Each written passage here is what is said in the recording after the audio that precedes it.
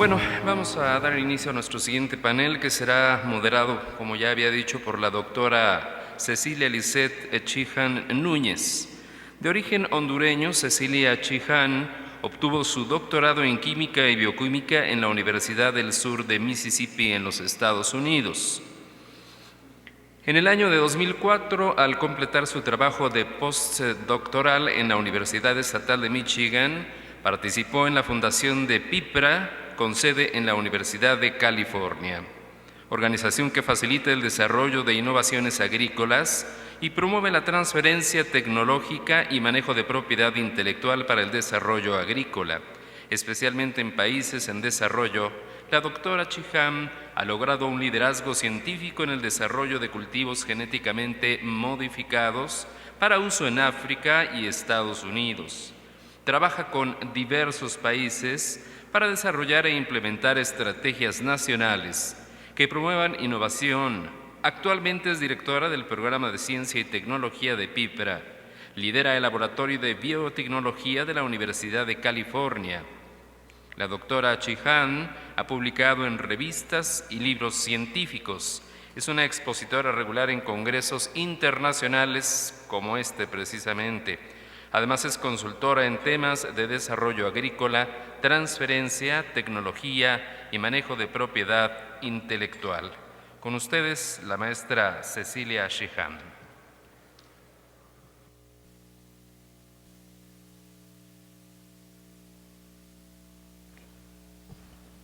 Buenas tardes. Muchas gracias a los organizadores por la invitación, a Zagarpa, a COFUPRO y a ICA. La verdad que es un honor poder participar en el lanzamiento de esta red de innovación, la cual sin duda brindará frutos agrícolas. No sé si escuchan bien. El panel que vamos a tocar en las siguientes 2 horas es sobre la protección de la innovación tecnológica, lo cual es fundamental para capturar el valor de los descubrimientos de nuestros laboratorios mediante vehículos de propiedad intelectual y mediante esto asegurar que nuestras invenciones puedan beneficiar al público. Platicaremos sobre varios modelos de gestión de la propiedad intelectual mediante centros de investigación como el UNAM, alianzas público-privadas, consorcios y finalmente cerraremos con acuerdos regionales e internacionales. Nuestro primer expositor es el doctor José Luis Soyeiro de la Universidad Nacional Autónoma de México, la UNAM. Él es el director general de vinculación de la Universidad Nacional Autónoma de México, es un investigador titular en el Centro de Ciencias Aplicadas y Desarrollo Tecnológico desde el 2000. Su producción como investigador comprende más de 175 trabajos publicados entre artículos, capítulos de libros y ponencias públicas en memorias de congresos internacionales. Ha asesorado empresas privadas, públicas, universidades, organismos internacionales y asociaciones empresariales en diversas cuestiones relacionadas con la gestión de la innovación. Ha recibido numerosos premios y honores, es fundador y presidente de Cambiotec, una organización privada sin fines de lucro dedicada a la capacitación, investigación y consultoría especializada en temas de política y gestión de la innovación de tecnología. El doctor Soyeiro nos hablará hoy sobre la gestión de la propiedad intelectual desde las experiencias del UNAM. Bienvenido. Muy buenos días. Yo también voy a hablar de pie, entonces no sé si me pueden poner la presentación. Listo. Bien, yo voy a dividir mi presentación, primero hablando un poco sobre la relación de las universidades con los sectores productivos, porque ese es el trasfondo para que nosotros tratemos de manejar la propiedad intelectual. Y después voy a hablar sobre el enfoque de gestión de la propiedad intelectual que tenemos en la UNAM, dando algunos ejemplos. Tenían un control remoto, ¿no?, para avanzarlas.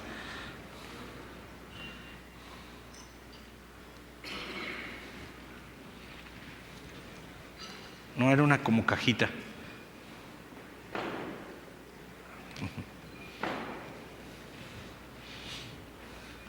Listo.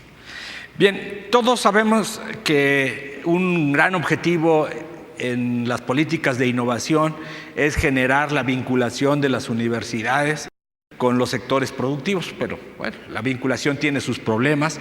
Los principales, desde el punto de vista de la universidad, es que su oferta tecnológica normalmente está incompleta. El paquete tecnológico que arma la universidad no está listo para ser usado por la industria. Además, ponemos poca atención a los aspectos económicos de la innovación cuando se realizan las investigaciones, y esto provoca que tengamos una comunicación deficiente con los empresarios. El retrato más claro de esta falta de comunicación es cuando enfrentamos el objetivo de relevancia científica con el objetivo de generar un impacto tecnológico y económico que es propio del sector productivo. Pero en el lado empresarial, pues también vemos una gran indiferencia respecto a lo que significa el desarrollo de tecnología. En países como México, todavía hoy el empresariado se mantiene indiferente ante lo que representan las inversiones en tecnología. Y esto es, según yo, una consecuencia de una cultura tecnológica en el país que apenas está en formación.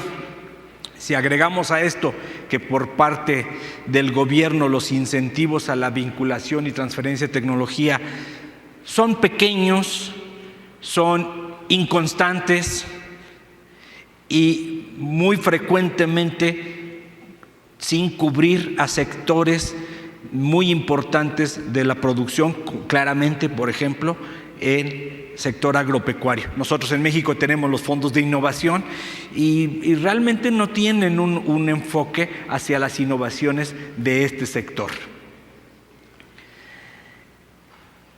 Bueno, esta idea de la vinculación ya tiene sus años.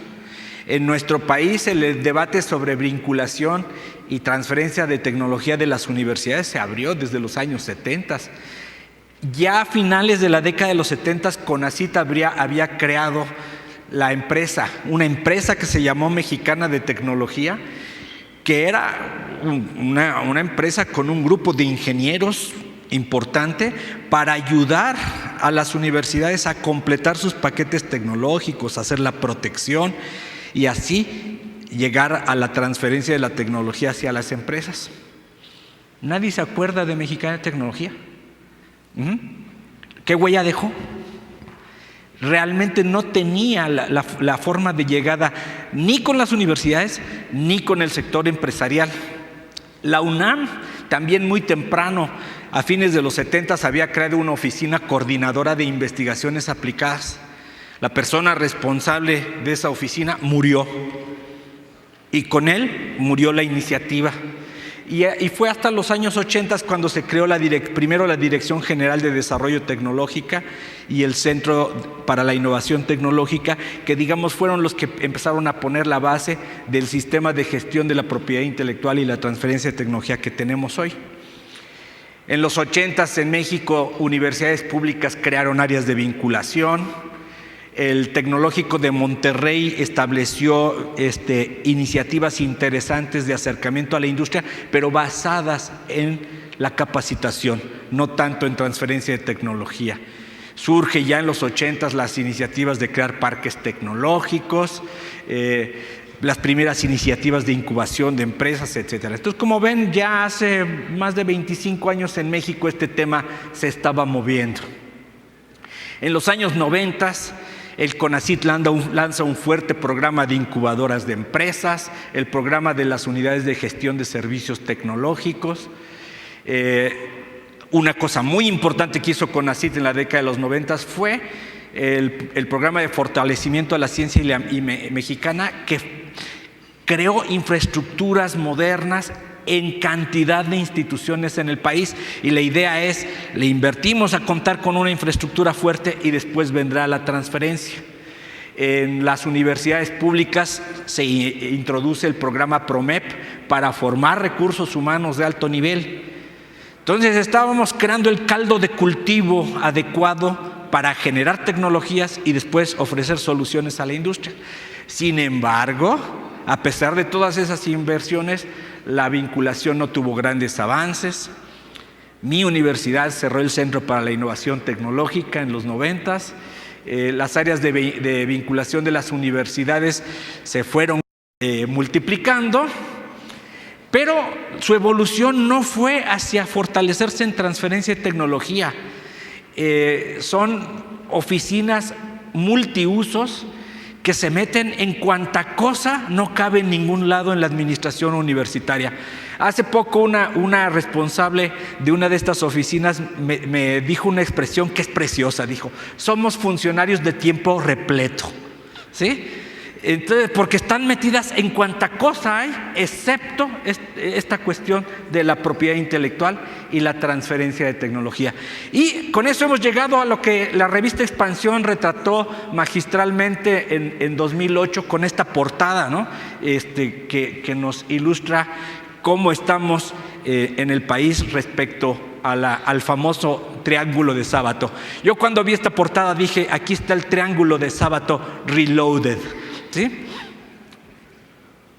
Bien, es en este contexto que en el año 2008 la UNAM, mi universidad, crea la Coordinación de Innovación y Desarrollo, que tiene el propósito de servir como enlace entre la comunidad universitaria y el sector productivo, identificando los desarrollos tecnológicos y sociales, los conocimientos y servicios que son susceptibles de transferirse al sector productivo.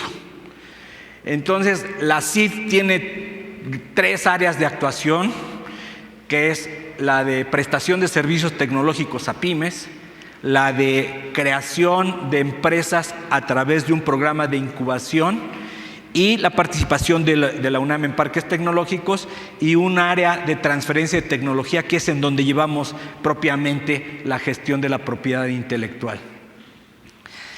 Algo muy importante en lo que nos hemos metido, y sí voy a llegar a la propiedad intelectual, es a la generación de una serie de políticas institucionales que son la cimentación de todas estas cosas. ¿Y cuáles son los elementos fundamentales que nosotros vemos para que esta transferencia tecnológica pueda ocurrir? Debe existir un instrumento legal que haga explícita que la vinculación, la propiedad, la protección de la propiedad intelectual y la transferencia de tecnología son actividades legítimas de las instituciones. Hoy día todavía hay instituciones en donde no está claro si esto se puede hacer. Entonces, es muy importante actuar en el nivel normativo para que esto esté claro. También debe haber un marco normativo que legitime el que los académicos puedan establecer relaciones de servicio externo que generarán ingresos y remuneraciones complementarias. Y sobre todo que ese marco normativo contemple claramente qué se va a hacer con el dinero y a quién le toca. Tiene que haber un marco de evaluación de los académicos que desarrollan tecnología para la industria. Hoy día los académicos en el país son evaluados fundamentalmente por cuánto publican y cuántos recursos humanos forman. Si hacen soluciones efectivas para la industria, qué bueno, pero en realidad lo que importa son las publicaciones. Entonces, la evaluación académica de la contribución tecnológica es muy importante. En cuanto a esto, ¿qué hace la UNAM? La UNAM tiene un reglamento de ingresos extraordinarios que establece claramente, primero, que se puede obtener dinero externo. Segundo, cómo se administra. Y en cuanto a la parte de las regalías captadas por licenciamiento de títulos de propiedad intelectual, la regla es así: 30% para la administración central, 30% para el departamento, instituto, facultad donde se generó la tecnología, y 40% de las regalías para los inventores. Entonces, con esto se establece un incentivo. También se ha avanzado en tener reglas internas para la valoración de las contribuciones tecnológicas, dejando claro que puede haber equivalencias. Algunos institutos inclusive han planteado reglas de equivalencia de patentes a artículos. El Instituto de Investigaciones en Materiales, por ejemplo, dice: solicitud de patente equivalente a un artículo. Concesión de la patente equivalente a 2 artículos. Explotación de la patente equivalente a 4 artículos. Entonces, te puedes llevar el equivalente a unos 7 artículos si haces una patente que llegue hasta explotación. Bueno, obviamente un instrumento de la UNAM es la creación de la CID y las coordinaciones de vinculación. Hay un sistema de apoyo legal con un área en la Dirección de Jurídicos que se encarga de hacer las gestiones de la propiedad intelectual. Y finalmente aquí tengo esta cuestión que es el programa de fomento al patentamiento y la innovación. El rector Narro nos llamó y nos dijo: señores, producimos 4,000 artículos al año y 12 solicitudes de patente. No puede ser. Entonces dijimos: señor rector, necesitamos incentivar la inventiva. Y lanzamos en 2009 este programa de fomento que es un concurso de inventiva que dirigimos solo a académicos. ¿Por qué solo académicos? Porque no tenemos regla clara de la pertenencia de la invención o de la propiedad sobre la invención que viene de los estudiantes. Estamos trabajando en ello, pero es algo importante que los académicos reaccionaron, ¿sí? Le dimos como premio a las mejores 25 invenciones una computadora y el trámite de una solicitud internacional de patente.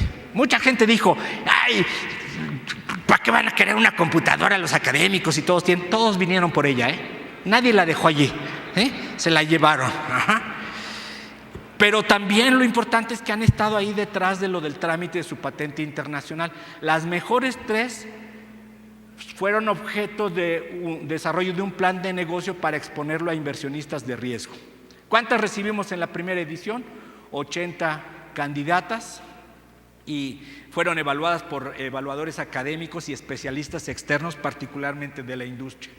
Bueno, pues ahí ven ustedes más o menos en qué patenta más o qué inventa más la UNAM, y claramente las áreas de farmacéutica, química, biotecnología son de las más importantes. Esta tabla no se ve, pero sí se ve la gráfica. Y lo que yo quiero, ¿alguien tiene alguna duda del efecto de la promoción y gestión de la propiedad intelectual en la institución? Miren, las primeras barras de solicitudes de patente altas que vemos allí fue en los tiempos del CID, cuando nosotros nos habíamos pirateado al jefe de patentes del Instituto Mexicano del Petróleo. Entonces trajimos un especialista que hiciera patentes y ahí está, a fines de los 80, principios de los 90, el número de patentes solicitadas y patentes concedidas. Después alguien dijo: no, eso mejor hay que subcontratarlo externamente. Hay despachos, lo hacemos externamente, y ahí está la caída. Y luego ven ustedes el repunte entre 2008 y 2010, que es el efecto de volver a incorporar un departamento especializado en esta materia. Bueno, en cuanto a evaluación de las actividades tecnológicas, buscamos que haya un reconocimiento de la innovación como mérito académico, ¿sí? Se están incorporando nuevos criterios para la evaluación de los profesores y los investigadores, que incorporan, aparte de las publicaciones, las patentes, la atracción de recursos, la solución efectiva de problemas y el impacto económico sobre la institución. Una cosa bien difícil es sensibilizar a las comisiones evaluadoras de que esto también es importante, y estamos trabajando en ello. Entonces, mi gran lección de todo este tiempo en cuanto a la evaluación académica es que hay que poner énfasis en la calidad y no en la cantidad de los resultados, porque también hay gente que te puede traer un montón de solicitudes de patente que no sirven para nada. Entonces es importante revisar la calidad. Es muy importante también reglas para manejar el conflicto de interés, sobre todo alrededor de la idea de obtener ingresos complementarios, y sobre todo también cuando los investigadores pretenden crear sus propias empresas y que alojan en incubadoras o no. Entonces ahí surgen las fricciones, porque en las universidades todavía prevalece la idea de que profesor es sinónimo de pobresor, ¿no? Entonces la gente se indigna mucho de que alguien pueda hacer plata a partir de su creación intelectual. Eso ya no debería tener cabida, pero hoy día todavía está. Bueno, les decía que tenemos como pendiente regular la participación de los estudiantes en la propiedad intelectual. Hoy por hoy, como lo tenemos, es la creación del estudiante le pertenece al estudiante. Es importante también avanzar en definir una política de precios de la transferencia tecnológica. Este es un capítulo que lo estudiamos, pero necesitamos realmente tener unos métodos normalizados más claros. Por ejemplo, para saber, ustedes son agrónomos. Si el INIFAP desarrolla una semilla de alto rendimiento de sorgo y se la va a licenciar a una casa semillera, ¿cuánto le cobra? ¿Cuánto vale esa tecnología? ¿Sí? Sigue siendo un capítulo muy importante en el que tenemos que trabajar. ¿Qué necesitamos, según yo, para aumentar la protección de la propiedad intelectual? ¿Sí? Estímulos de mercado más claros, ¿sí? Que esté claro que vamos a obtener un beneficio de carácter comercial mediante la protección y la transferencia. Necesitamos generar más información sobre los beneficios que implica el sistema de la propiedad intelectual para el desarrollo académico, económico y social de diferentes sectores del país. Hay que ponerle recursos para cubrir los costos asociados. Mucha gente dice, es que nosotros queremos hacer muchas patentes. ¿Cuánta plata tienes para hacer los trámites? No, bueno, no tenemos un rubro presupuestal para eso, estás perdido, ¿sí? Entrarle a esto implica una inversión, ¿sí? Y también necesitamos aprender de las experiencias fallidas en cuanto a la explotación de la tecnología protegida y avanzar para superar nuestra inmadurez en cuestiones de gestión tecnológica. Hay que entender que la propiedad intelectual lo que va a aumentar es el valor de cambio. Entonces, lo que tenemos que involucrar en nuestras reflexiones es que nosotros protegemos para mejorar nuestra posición negociadora en procesos de transferencia de tecnología.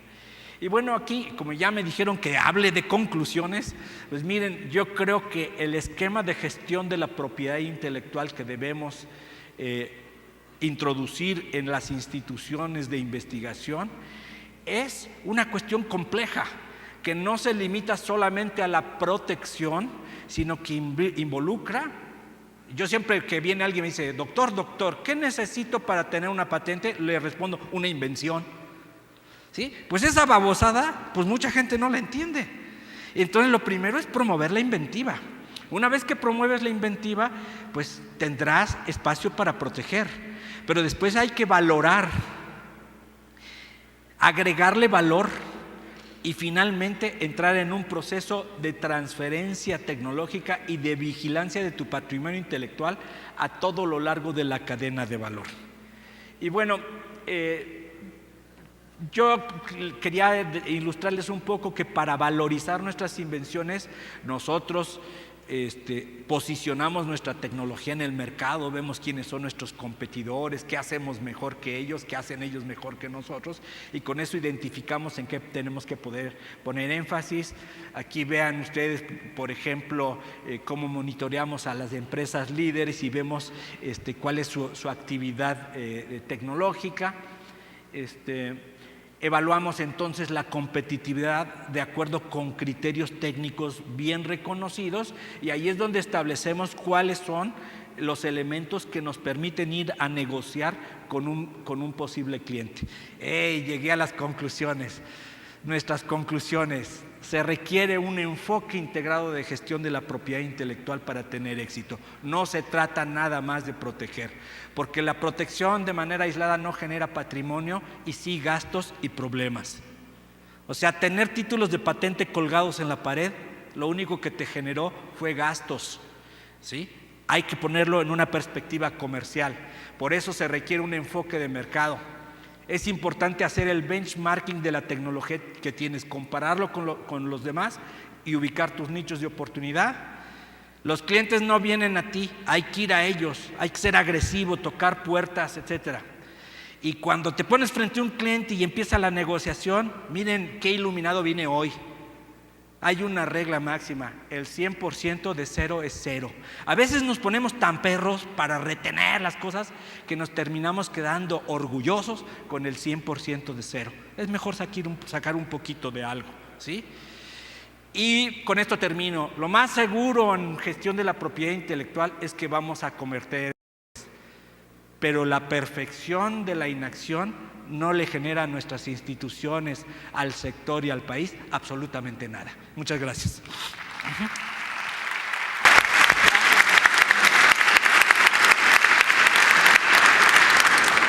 Muchas gracias, doctor José Soleiro. La verdad que es crítico tecnológica por el INPADE. Actualmente es director de Planeación, Evaluación y Seguimiento Tecnológico del Consejo Nacional de Ciencia y Tecnología. Es responsable de los proyectos apoyados por el Fondo de Cooperación Internacional México, Unión Europea, FONCICID y el seguimiento técnico de los proyectos apoyados por los fondos sectoriales con la Secretaría de Agricultura, Ganadería, Desarrollo Rural, Pesca y Alimentación, SAGARPA. Participa usualmente en foros nacionales e internacionales referente a políticas públicas de innovación y propiedad intelectual, entre otros temas. Muchas gracias, licenciado. Muchas gracias. Igualmente voy a hacer mi presentación de pie. Creo que me da mayor acercamiento con ustedes, con los oyentes. Y bueno, yo voy a hablar, el tema es alianzas público-privadas y la protección intelectual. Dos temas ligados necesariamente. El lunes y martes de esta semana estuve participando en un foro con la OMPI y las agencias de ciencia y tecnología de Latinoamérica y el Caribe, y la protección del conocimiento es una necesidad imperante para su atención inmediata. Así es que es muy coincidente ese foro con el tema que me toca exponer hoy.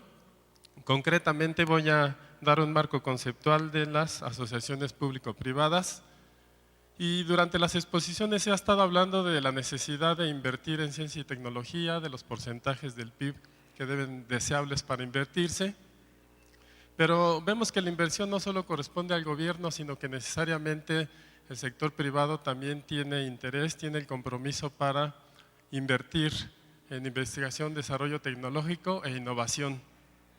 Al llegar al salón me llamó la atención el pensamiento que está en el plotter, la frase de Claudio Barriga, dice: investigación es el uso del dinero para generar conocimientos. Innovación es el uso de los conocimientos para generar dinero. Entonces estamos hablando de cosas ligadas: recursos para investigar, conocimiento generado y la protección de ese conocimiento para tener mayor competitividad, para hacer productos diferenciados que puedan competir y generar riqueza. Al final, la investigación no está desligada de tener un impacto social y económico en nuestro país. Esa es la cadena deseable, lo que todos quisiéramos. Bueno, aquí en la presentación empiezo con así como es necesario las alianzas a nivel política nacional público-privadas, igualmente este esquema de alianzas, estos mecanismos de colaboración son muy deseables para llevar a cabo generación de conocimiento, su protección y su comercialización, porque son capacidades que se unen, capacidades de investigación que ya están instaladas en nuestro país, necesidades de la empresa y un objetivo común y definido. Digamos, el beneficio de las alianzas es que se van a asociar para desarrollar un tema, una necesidad de la empresa, y no es el investigador que esté descubriendo un conocimiento que después está viendo en dónde puede ser útil. Digamos, el tema ya está definido. En este tipo de asociación pues se conjuntan capacidades de investigación, recursos, también se definen temas comunes y se comparten riesgos y se comparten capacidades. Por eso las alianzas tienen ese beneficio. Y otros beneficios más. Las alianzas pues reducen costos, reducen riesgos en la investigación, pues generan mayor calidad y sobre todo la apropiación del conocimiento que se está generando. Dado que participan juntos, como alianza, pues la apropiación del conocimiento se va dando simultáneamente, se va llevando a cabo la investigación para resolver la problemática, para mejorar el producto y de forma simultánea la empresa va apropiándose del conocimiento que se genera. Así es que se comparten riesgos, se comparten capacidades y se comparten este tipo de beneficios. Esas son las ventajas. Desde luego que para hacer una alianza debe haber un tema de interés común, debe de analizarse los costos, los beneficios, debe hacerse un análisis de ese tipo, qué sinergias existen entre los socios y si hay un equilibrio entre los beneficios de la alianza entre los socios. Si la alianza pues va a ser benéfica o va a traer más problemas, habrá que analizarse, pero es un esquema pues, que debe considerarse seriamente, no solamente en lo estratégico, sino en la parte formal, en lo jurídico y legal. Así es que la conformación de estas alianzas, pues primero se debe identificar un interés común para llevar a cabo la alianza, después se debe hacer una alianza formal, digamos un contrato, tal vez es algo que no está todavía muy en nuestra cultura, en la parte de investigación, en la parte empresarial, pero la alianza debe estar sustentada en un instrumento legal que defina claramente cuáles son los beneficios y obligaciones de los participantes y aún participación de las utilidades que se generen con el propósito de la alianza. Así es que es un documento formal, se debe evaluar la alianza durante su vida y pues se debe evaluar si continúa o no. Hay diferentes tipos de alianza, pueden ser simples acuerdos contractuales, pueden ser asociaciones temporales, es decir, nada más nos vamos a hacer una alianza para desarrollar un proyecto, mejorar un producto en específico, o puede formarse un consorcio para desarrollar diferentes proyectos o temas de investigación. Y aún más, a veces se han llegado a formar otras empresas o diferentes figuras jurídicas derivadas de los productos que se generan de estas alianzas. Dentro de las alianzas, el tema de protección industrial, los derechos de la propiedad intelectual son muy importantes porque se deben de definir en este documento jurídico legal. Digamos, yo represento al Consejo Nacional de Ciencia y Tecnología. Tenemos muchos fondos que apoyan investigación a diferentes estados de la República, a diferentes sectores, y no en todos los fondos está establecido qué es lo que sucede con los derechos del conocimiento que se genera. Solamente algunos sectores lo tienen muy bien definido, por ejemplo el de servicios aeroportuarios, por poner un ejemplo. Él sí tiene bien definido cuál es el uso que le va a dar al conocimiento generado. ¿Por qué? Porque se genera un prototipo, adquiere los derechos el sector y luego lo reproduce y habilita los aeropuertos del país. Ya tiene muy en claro qué debe hacer. Pero en la mayoría de los fondos que tenemos, en donde apoyamos investigación, el tema está en el aire. Unos sí reclaman su derecho, otros no. Y es un tema que en las alianzas público-privadas debe quedar bien definido. ¿Qué es lo que se va a hacer con el conocimiento generado? Así es que los derechos de propiedad intelectual será importante que se fijen claramente cómo se van a explotar. Esta protección de los derechos de la propiedad intelectual no necesariamente quiere decir patente, porque decimos patente y ya desde ahí nos vacunamos. Decimos, no, pues yo para que tramite una patente, de aquí a 4 o 5 años que me la den, pues ya perdí competitividad, ya perdí oportunidad en el mercado, ya no me interesa en 5 años. No necesariamente tiene que ser una patente, pueden ser otras figuras de protección, no sé, secreto industrial, hay más figuras de protección, pero aquí el punto es que en una alianza los derechos se deben de proteger porque se tiene que competir en los mercados para generar riqueza. Así es que en la negociación de este contrato pues habrá que tomar en cuenta la parte de financiamiento, quién va a poner qué dinero. Si es una asociación entre una universidad o centro con una empresa, Bueno, pues las universidades y centros de investigación del país tienen sus capacidades de investigación, una infraestructura fuerte, eso es lo que pueden ofrecer. La empresa puede ofrecer recursos y al final pueden ponerse de acuerdo en cómo se van a distribuir el conocimiento que se genere, los beneficios, cómo se va a explotar la propiedad intelectual. Desde luego debe haber una capacidad de organización y un plan de actividades específicas. Ahora, como resultado de esta alianza, desde luego que va a haber tecnologías que deriven, tecnologías apropiables. Y bueno, pues estas tecnologías pues se pueden vender, se pueden explotar. Y aquí se puede hacer una combinación muy afortunada. A la empresa lo que le va a interesar es explotar lo que se genera de esa alianza, porque lo que quiere es hacer un producto que pueda vender y que pueda comercializar.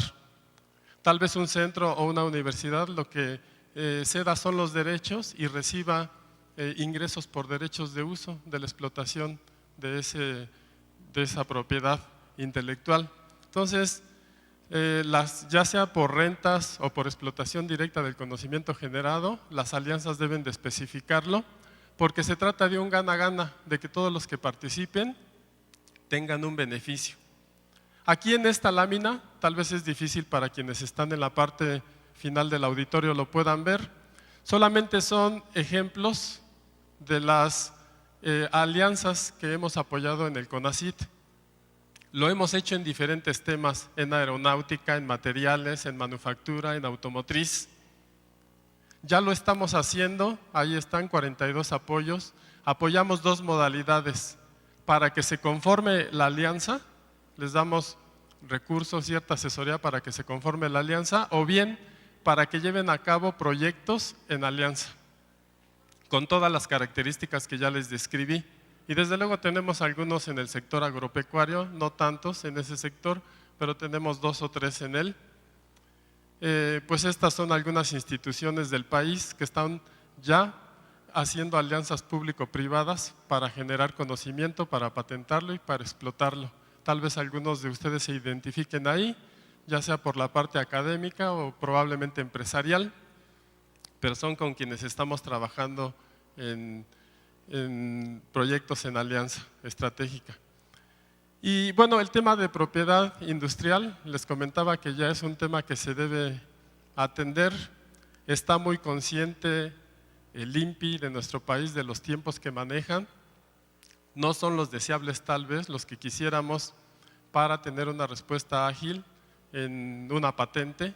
No solamente es una opción, les decía que hay otras figuras, registros, modelos de utilidad, diseño industrial, marcas, avisos comerciales. Hay muchas figuras y además no todo el conocimiento se debe de patentar. Se debería considerar qué vale la pena o qué se debe proteger para comercializarlo y qué no. Así es que estamos haciendo una asociación estratégica con el INPI, no solo en México, sino les comentaba que los países de Latinoamérica y el Caribe estamos llevando a cabo una estrategia para proteger el conocimiento que genera la investigación. Y particularmente en el CONACYT les diría que ya la Ley de Ciencia y Tecnología nos faculta para otorgar, dentro de los proyectos que apoyamos, otorgar conceptos de gasto para pagar patentes o pagar asesoría legal para patentar o proteger el conocimiento. No lo teníamos antes, pero ahora ya lo incluimos en los proyectos como gasto calificable. También a los centros públicos que tenemos en todo el país, pues ya se modificó su ley para que ellos puedan formar sus alianzas, puedan formar una figura independiente que comercialice el conocimiento que están generando. Y algo muy importante para los generadores del conocimiento, para los investigadores. Esta ley, la de innovación, la Ley de Ciencia y Tecnología e Innovación, ya les permite al académico, al investigador, obtener hasta el 70% de las regalías que se generen por la explotación del conocimiento.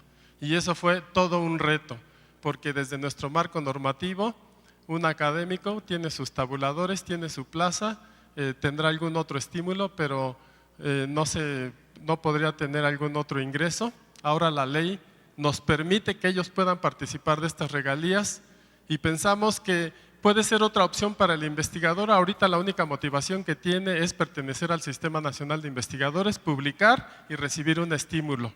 Ahora él puede recibir ingresos por un conocimiento que genere y que se explote. Y eso ya lo permite la ley. Nos comentaba el doctor Soyeiro de la política de la UNAM, muy en particular, pero esto pues es de aplicación nacional porque ya lo establece nuestra ley de ciencia, tecnología e innovación. Así es que pues finalmente solo les voy a mencionar rápidamente les voy a mencionar que nuestros programas, los que manejamos en CONACYT, todos ellos como criterios, todos los empresariales dirigidos a empresas, como criterios de elegibilidad debe ser que generen la protección del conocimiento, que generen patentes o alguna otra figura de protección intelectual para que nosotros los podamos apoyar como criterio de elegibilidad, o bien todos ellos tienen contemplado como concepto de gasto pagar todos esos trámites o parte de esos trámites. Entonces, aquí tengo, por ejemplo, el programa de estímulos fiscales, alguna gráfica de los productos que se generan del 2001 al 2007 y de las patentes o solicitudes de patentes o alguna otra figura de protección del conocimiento. Tenemos los programas que mencionaba el doctor Soyeiro de innovación, en donde pues es un esfuerzo porque las instituciones académicas y de investigación se junten con una empresa y nos presenten un proyecto. Si no vienen juntos, no los apoyamos, o sea, promovemos los casamientos. Y si vienen en lo individual, pues no tienen el estímulo que nosotros estamos ofreciendo ahí. Los gastos calificables están incluidos, la protección de la propiedad. Y así terminaría simplemente dándoles un recorrido por los esquemas puntuales que tenemos de apoyo a proyectos empresariales, en donde ya el tema de propiedad intelectual está contemplado.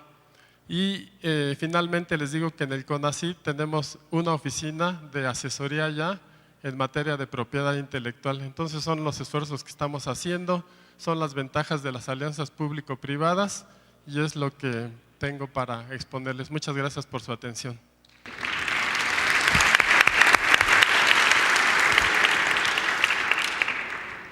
Muchas gracias, licenciado. Bueno, dentro de las alianzas público-privadas, una de las que vamos a platicar en específico es sobre los consorcios. Y siempre y cuando las pautas de gestión de propiedad intelectual ha escrito numerosos artículos sobre estos temas y es una destacada conferencista, además de empresaria productora de café, una estimada colega y amiga, así que le damos la bienvenida a Silvia Salazar. Gracias. En primer lugar, muchas gracias a los organizadores por la invitación. Me siento muy satisfecha de estar aquí y sobre todo hoy que me estoy dando cuenta que estamos reivindicando el papel de la mujer en este tema, porque es la primera vez que en un panel hay 3 mujeres y eso me tiene pues muy orgullosa, sinceramente. Voy a hablarles un poco de gestión de la propiedad intelectual en consorcios regionales de investigación agrícola. Voy a empezar con una pregunta incómoda, con una pregunta provocadora. ¿Y por qué? ¿Por qué le llamo incómoda? Porque a pesar de que supuestamente estamos convencidos de la importancia de la propiedad intelectual y de la protección de la propiedad intelectual para la innovación, lamentablemente todavía no hemos interiorizado de una forma completamente plena la importancia realmente que esto reviste para la investigación y para la innovación y para el desarrollo de nuestros países. En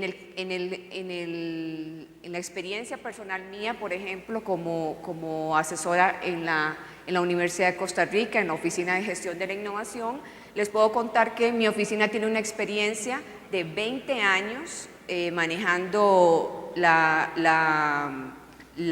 gestión de la propiedad intelectual de la Universidad de Costa Rica y todavía nosotros seguimos teniendo problemas con esta pregunta incómoda. esa pregunta de quién son los resultados de la investigación compartida. Por ejemplo, en este momento nosotros estamos tramitando 4 solicitudes de patente que son bastante complicadas para nosotros porque 2 de ellas son investigación conjunta entre nuestros investigadores e investigadores franceses. Hay una que es entre investigadores de México, de Brasil y de Costa Rica, y hay otra que es entre investigadores de Costa Rica y de España. Y ustedes no tienen una idea lo complicado, lo complejo que puede resultar la gestión de esas solicitudes de patente, sobre todo, como dice José Luis, para que realmente se conviertan en una innovación, o sea, para que realmente esos inventos que se encuentran inmersos en esas patentes puedan llegar al mercado.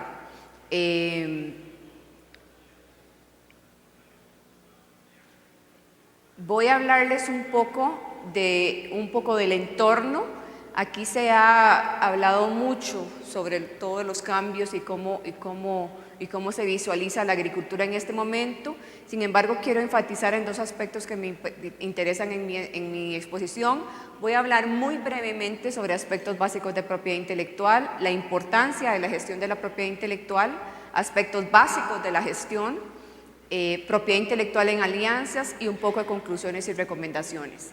Y yo creo que de esta charla, que es muy corta, por cierto, para manejar un tema que es sumamente amplio y sumamente complejo, yo me sentiría satisfecha si al salir de aquí ustedes obtienen 2 lecciones aprendidas de esta presentación mía, y que son la importancia de la gestión de la propiedad intelectual, o sea, no solo la importancia de la propiedad intelectual en sí, sino de su gestión, y la importancia de incorporar ese elemento en las negociaciones de alianzas y colaboraciones, tanto a nivel nacional como internacional. Un poco del entorno. Es muy importante para este contexto que hablemos sobre los cambios en la investigación agrícola. Para nadie es un secreto que ahora existe una mayor influencia del marco regulatorio en la investigación que estamos haciendo en nuestros centros. Eso obviamente ha causado un poco de incomodidad en nuestros investigadores, y eso pues es comprensible hasta cierto punto, pero también tiene que ver mucho con la falta de conocimiento y la falta de capacitación. O sea, tenemos una tendencia a rehuir a los temas que no conocemos y que nos parecen complejos. Y otra cosa muy importante es que el tema de propiedad intelectual ha sufrido muchísimos cambios en los últimos años, y esos cambios los hemos podido ver a raíz de la globalización, de los tratados de libre comercio, y se han dado a nivel internacional y a nivel nacional. A nivel internacional hemos visto el desarrollo de una serie de compromisos a nivel internacional que los países han tenido que cumplir, y eso ha redundado obviamente en cambios en las legislaciones de cada uno de nuestros países.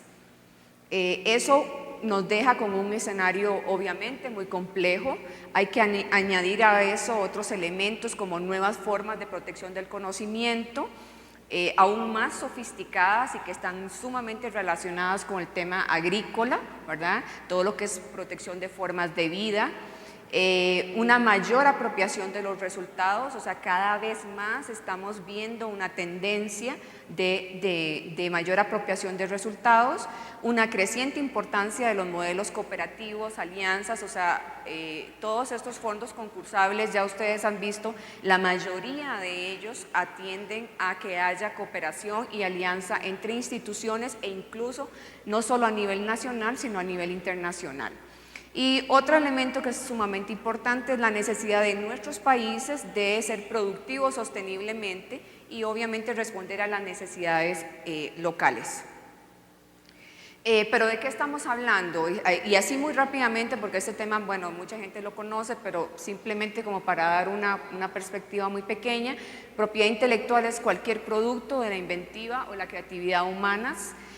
Cuando esa propiedad intelectual está protegida, es que hablamos de derechos de propiedad intelectual, y ahí se recogen obras artísticas, literarias, científicas, marcas, invenciones, derechos de obtentor, etc. Y básicamente existen dos grandes ramas o dos diferentes tipos de propiedad intelectual que se refiere a los derechos de autor y a la propiedad industrial. Más o menos para darles un ejemplo de cómo podría ser la aplicación de estos derechos de propiedad intelectual en la agricultura, me interesa destacar, por ejemplo, en el campo de patentes. El sistema de patentes fue concebido originalmente para la materia inerte, sin embargo ha habido diferentes hitos a lo largo de los últimos años que nos han llevado a que ahora es posible obtener protección por medio de patentes a productos, procesos, a genes, plantas e incluso animales. Es obvio que estoy hablando de una manera general porque las leyes de propiedad intelectual son territoriales y por lo tanto estas posibilidades de protección cambian de acuerdo con el territorio en el que nos encontremos. También hay la posibilidad de obtener derechos de obtentor para variedades mejoradas o mejor dicho, para su material de propagación. Derechos de autor, tradicionalmente la gente creyó que en el campo de la agricultura era un campo en el que casi no se aplicaba, sin embargo eso no es cierto. Aquí podemos ver que estamos prácticamente dando ejemplos de todos los derechos de propiedad intelectual que pueden ser aplicados a agricultura. Ahí estamos hablando de manuales, cuadernos técnicos, bases de datos. E incluso, por ejemplo, en mi experiencia en la Universidad de Costa Rica, uno de los desarrollos últimos que hemos tenido con mayor éxito en licenciamiento y en obtención de regalías tiene que ver con derechos de autor porque se refiere a un curso de inocuidad de alimentos que hemos logrado llevar a la fase de e-learning o de educación a distancia. Y eso ha sido un éxito rotundo. En materia de secretos estamos hablando sobre todo de información técnica, comercial, financiera y los famosos secretos sobre las líneas parentales para hacer híbridos. La Universidad de Costa Rica también tiene un caso muy exitoso en este momento sobre un híbrido sobre el cual tenemos secreto sobre sus líneas parentales. No les cuento mucho porque en este momento estamos en negociaciones muy importantes con una empresa mexicana muy grande para introducir incluso ese híbrido en México. En el aspecto de marcas también, tradicionalmente mucha gente creyó que no había mucho campo para las marcas en la agricultura, sin embargo ayer se dijo y ha sido un boom que ha sido de los últimos años, la importancia de las marcas. Ahora estamos hablando de muchos proyectos que están siendo sacados, por ejemplo, por las universidades en Estados Unidos, en las cuales las marcas son muy importantes. Hay ejemplos importantísimos como la famosa manzana australiana, la Pink Lady, otras manzanas también en Estados Unidos de la Universidad de Minnesota, la Honey Crisp, la Sweet Tango, o sea, que son ejemplos muy exitosos de comercialización de frutas basados en marcas. Y el tema también de indicaciones geográficas. Pero como les venía diciendo, lo más importante en esto no es solo la protección en sí, o sea, el hecho de obtener títulos y como dice José Luis, colgarlos de la pared y poner ahí, aunque les cuento que a mi rectora y a rectores previos les fascina eso, o sea, les fascina decir, bueno, la Universidad de Costa Rica tiene no sé cuántas solicitudes y tiene no sé cuántas patentes. Sin embargo, para la oficina de nosotros lo más importante es que esas patentes y que esos inventos que están inmersos en esas patentes lleguen realmente al mercado. Y eso se hace por medio de la gestión de la propiedad intelectual. Yo creo que hemos confundido un poco la situación y las necesidades y le hemos dado un énfasis enorme a la capacitación solo en el tema de protección y sin embargo esta parte de gestión es sumamente importante. Es muy importante, como les digo, que los resultados realmente lleguen a quien los necesita, a los usuarios, a la sociedad. Es muy importante que veamos la propiedad intelectual como una herramienta y no como un fin en sí mismo, y yo personalmente estoy convencida que gran parte de la incomprensión que tenemos en nuestros países en desarrollo sobre el tema de propiedad intelectual tiene que ver con esto definitivamente. O sea, hemos visto a la propiedad intelectual como un fin y no lo hemos visto como un instrumento o como una herramienta que nos puede ayudar a lograr los fines que nosotros estamos proponiéndonos. Y en esto tiene mucho que ver el hecho de que, por ejemplo, en la Universidad de Costa Rica vemos a la protección de la propiedad intelectual como una herramienta para el cumplimiento de la misión pública de la organización. Se ha discutido muchísimo sobre el tema de bienes públicos y eso qué significa, y bueno, yo creo desde una visión muy personal es una discusión que ya es obsoleta, o sea, ya tenemos que pasar por ese tema de los bienes públicos. Y tenemos que llegar a convencernos de que es posible que la institución pública y sobre todo en el sector agrícola cumpla su misión a través del uso de la propiedad intelectual. La gestión de la propiedad intelectual es prácticamente un grupo de actividades estratégicas y planificadas que le permiten a una institución desarrollar actividades de valor agregado de productos o tecnologías ya existentes o crearlos. Le permite a la universidad ser capaz de transformar esos derechos de propiedad intelectual realmente en activos intelectuales y poder controlarlos y transferirlos más eficientemente. Y aquí tenemos un ejemplo muy claro de cómo la misión pública de la universidad se puede llevar a cabo. Nosotros estamos convencidos en la Universidad de Costa Rica que nosotros protegemos invenciones y protegemos otros tipos de derechos de propiedad intelectual precisamente para poder tener el control sobre ellos y poder decidir de qué manera van a ser transferidos a la sociedad y los usuarios de una manera que se cumpla la misión pública de la institución de la mejor manera. Entonces, la propiedad intelectual, como les digo, es una herramienta que nos permite tener ese control y poder transferir, porque mucha gente está súper equivocada, o sea, el hecho de que una institución pública, por ejemplo, tenga un derecho de obtentor vegetal, no significa que necesariamente se lo va a dar a los agricultores pagando una regalía o un canon, porque perfectamente podría decidir que se lo va a dar regalado a los agricultores, o perfectamente podría hacer una segmentación de mercado y decir que tales agricultores van a recibir a cierto tipo de regalía y otros agricultores y las compañías transnacionales y las compañías grandes lo van a recibir a otro precio. Eso solo lo permite el hecho de que tenemos la propiedad intelectual en nuestras manos y la podemos controlar y así transferirla más eficientemente. Estos son unas filminas que ustedes van a tener donde se habla un poco más de cuáles son los elementos que componen la gestión de la propiedad intelectual, para que se den una idea de que no es solamente proteger y obtener una patente, sino que tiene que ver con un montón de cosas. Y solo quiero destacar dos elementos que son muy importantes. El primero es las políticas de propiedad intelectual, o sea, va a ser muy difícil que una institución pueda manejar el tema de propiedad intelectual si no tiene bien definidas las reglas internas y sobre a quién pertenecen esos resultados de investigación. La mayoría de las veces pertenecen a las instituciones, sin embargo, eso es algo que debe ser analizado al interno de cada institución. Y otra cosa muy importante es un punto focal o una oficina para que pueda llevar adelante estas tareas. Me pareció muy importante lo que mi compañero José Luis expresaba. Es sumamente difícil con asesoría externa o con la contratación, por ejemplo, de abogados externos, que sobre todo una institución pública pueda llevar a cabo esta misión de una manera muy eficiente. O sea, la oficina o el punto focal es una cosa crucial para poder llevar a cabo este proceso de la manera más eficientemente posible y sobre todo para que no se nos salga del canasto. Y cuando yo digo que no se nos salga del canasto es para que siempre tengamos en mente que lo que estamos consiguiendo es la consecución del fin público de la institución.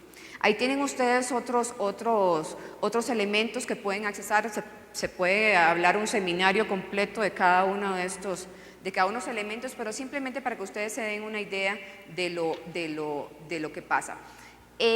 Por ejemplo, aquí en que son la continuación de los elementos, me interesa, digamos, destacar el hecho de las auditorías de propiedad intelectual, que se refieren básicamente al hecho de poder entrar y hurgar dentro de los resultados de investigación que salen de las instituciones y ver qué hay ahí que pueda ser susceptible de protección y que pueda ser susceptible de transferencia.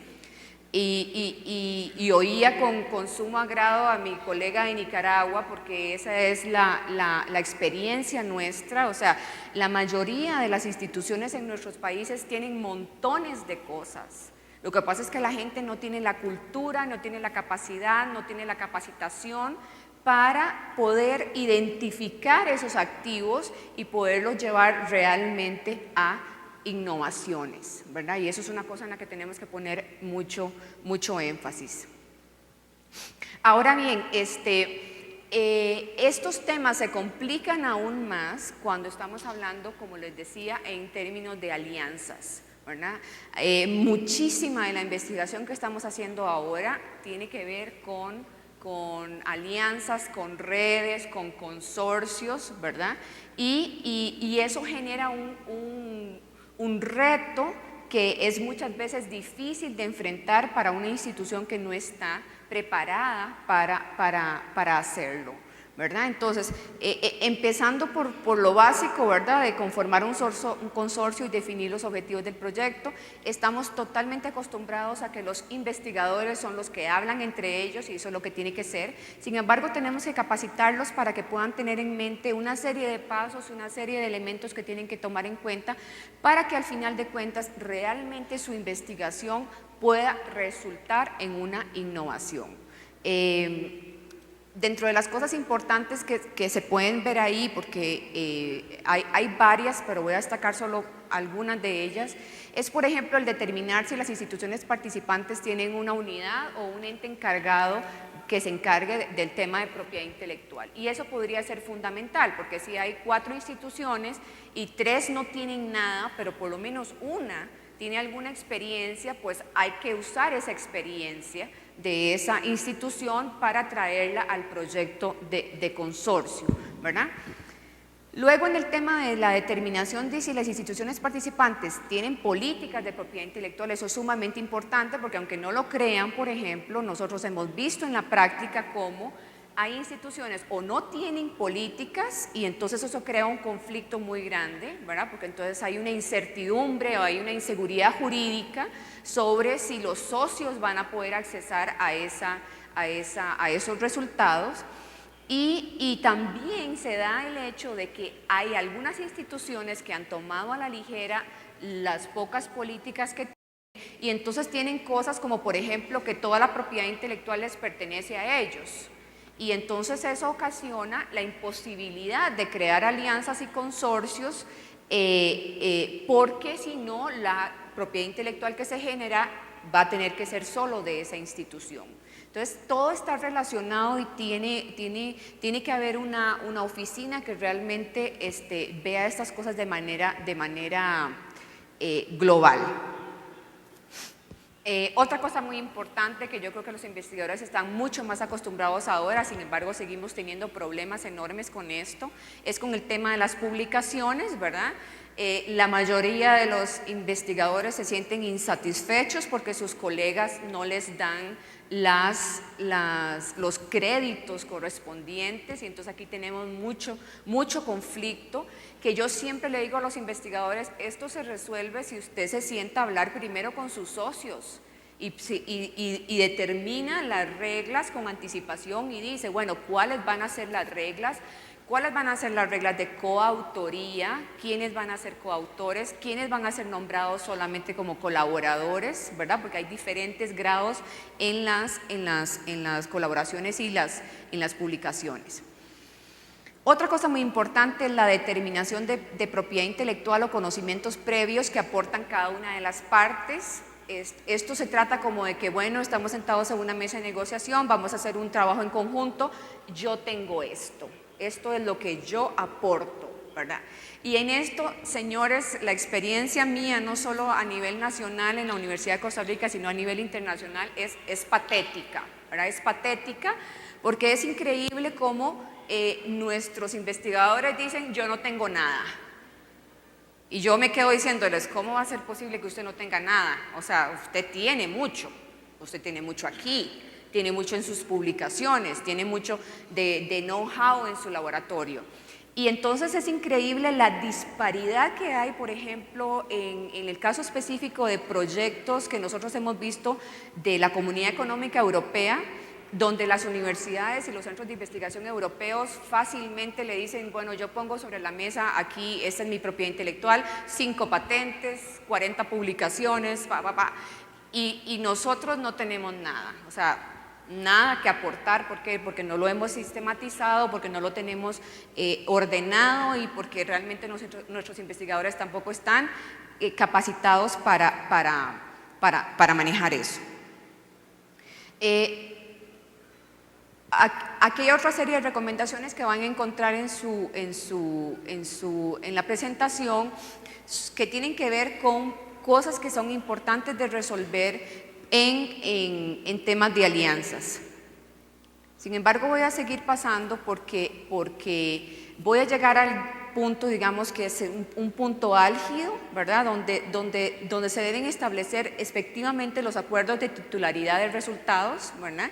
Y aquí tenemos también de todo, desde los investigadores que nos dicen, bueno, aquí estamos en un 50-50, ¿verdad? Porque todos hemos hecho exactamente lo mismo, hasta la posibilidad de que la titularidad esté compartida 90-10, 15-85, dependiendo del aporte intelectual de cada una de las partes. Pero esto hay que sentarse a hablarlo previo porque vieran qué difícil es tener que hablar de estas cosas cuando ya tenemos el invento y cuando ya tenemos la solicitud de patente redactada, que esos son los temas en los que estamos en este momento, por ejemplo, con esos 4 ejemplos que les di.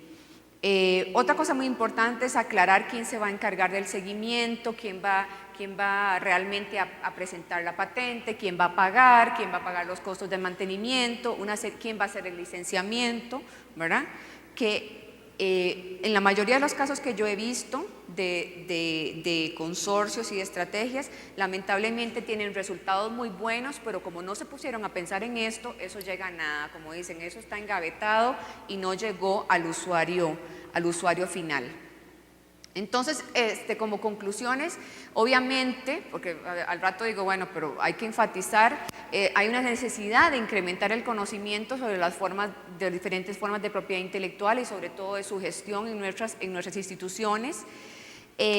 Como no tenemos mucho conocimiento, eso ha causado también que el sector agrícola realmente no ha sido un interlocutor válido en las negociaciones internacionales sobre el tema de propiedad intelectual, y eso nos ha causado problemas enormes, porque los temas de propiedad intelectual han sido manejados por otros sectores y esos sectores tienen características completamente diferentes a las del sector agrícola, y después el sector agrícola simplemente tiene que asumir lo que se decidió y punto, porque como usted no participó y usted no opinó, pues entonces tiene que aguantársela.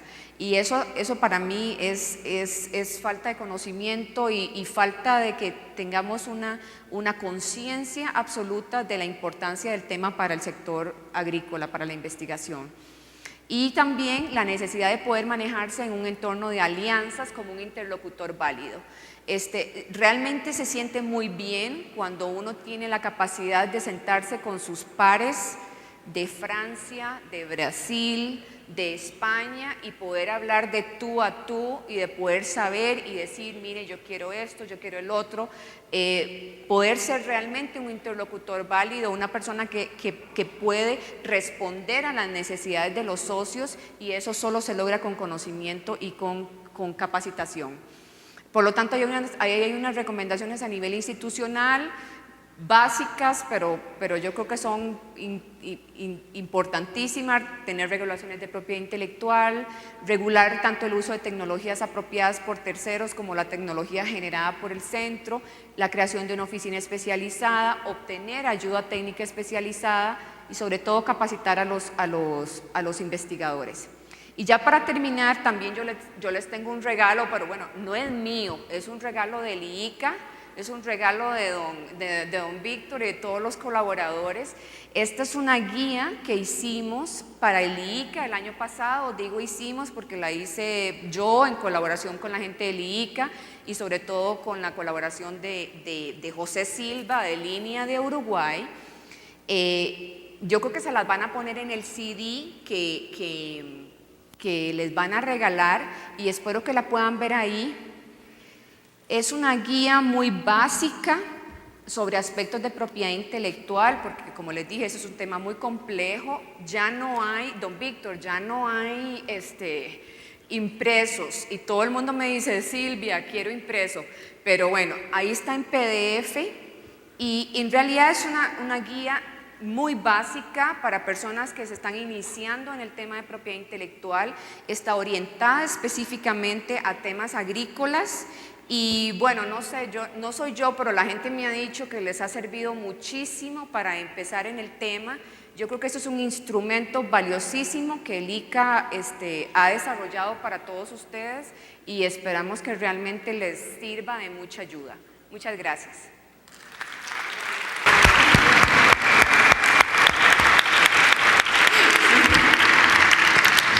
Muchas gracias, Silvia, por recalcar la importancia de la gestión de la propiedad intelectual en nuestras alianzas. Y antes de continuar Les puedo entregar una constancia. Si alguien no se ha registrado, los invito a que pasen a registrarse. Una disculpa y, por favor, doctora, adelante. Gracias. En la red de innovación que se está lanzando en esta conferencia, sin duda que los acuerdos regionales e internacionales serán críticos para avanzar nuestro desarrollo en el área agrícola.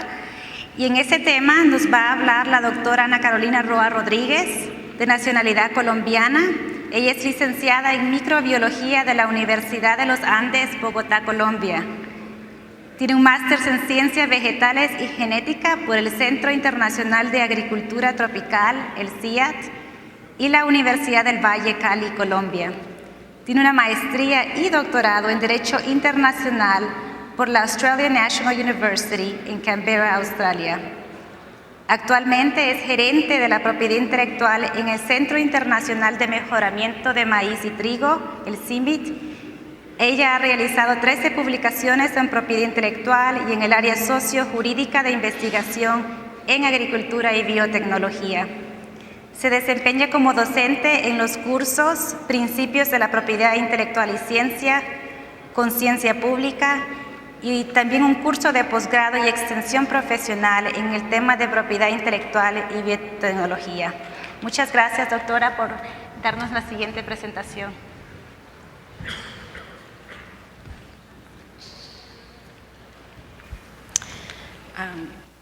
A ver cómo se escucha hecho, esto sí. Bien, muchas gracias por la introducción, Cecilia, y quiero agradecer al IICA por la invitación que le extendió al CIMIT para venir a este seminario. Voy a hablar específicamente de la experiencia del CIMIT, del Centro Internacional de Mejoramiento de Maíz y Trigo, y realmente es un poco, es la experiencia práctica de todos los aspectos que los colegas que han estado aquí en este panel acompañándonos vamos a ver en esta presentación. Entonces, el título es Alianzas y Propiedad Intelectual para el Desarrollo Agrícola a nivel global. CIMIT es un instituto, es un organismo internacional que pertenece y hasta ha hecho parte del sistema del Consorcio Internacional para la Agricultura, para la Investigación en la Agricultura, el CGIAR, desde hace varias décadas. Y los temas que voy a presentar, entonces, es un poco qué es el CIMIT, qué hacemos, cómo respondemos a los retos agrícolas, cómo usamos propiedad intelectual y un ejemplo de los acuerdos que tenemos. La misión del CIMIT, entonces, que por cierto tiene la oficina principal localizada cerca a la Ciudad de México, es incrementar de manera sustentable la productividad de los sistemas de cultivo de maíz y trigo para garantizar la seguridad alimentaria global. Y esta misión tan ambiciosa la realizamos desde 19 oficinas alrededor del mundo. Como digo, tenemos nuestra sede central cerca de la Ciudad de México, pero estamos ubicados en 19 lugares diferentes, prácticamente en todos los continentes. Creo que en el único que no estamos es en Oceanía, Australia, y tenemos 160 investigadores internacionales de 40 países diferentes también trabajando en proyectos de investigación con maíz y trigo. Nuestros colaboradores son múltiples y muy diversos. Entonces ven ahí que tenemos toda la gama de colaboradores, institutos internacionales, asociaciones de agricultores, compañías, ONGs. Y les digo que entre el año 2009 y 2010, solamente un año más o menos, celebramos como 130 acuerdos diferentes con este tipo de instituciones y acuerdos de la diversidad de las que nos hablaron aquí, acuerdos directos, uno a uno, acuerdos en donde hay múltiples participantes, consorcios, acuerdos con países, directamente con gobiernos. ¿Qué impactos ha tenido el CIMMYT? El CIMMYT comenzó en el año de 1966 en México.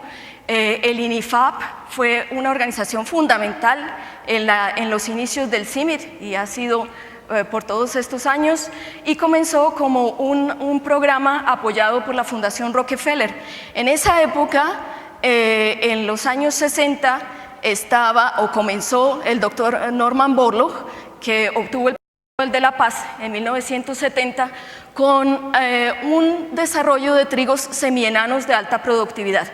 En los años 60 el sur de Asia estaba en una hambruna inminente y fue realmente el trabajo que se hizo aquí en México, en el CIMMYT, con el INIFAP, coordinado por el doctor Borlaug, llevando esos materiales a Asia, que se pudo evitar pues una catástrofe, digamos, de proporciones mayores.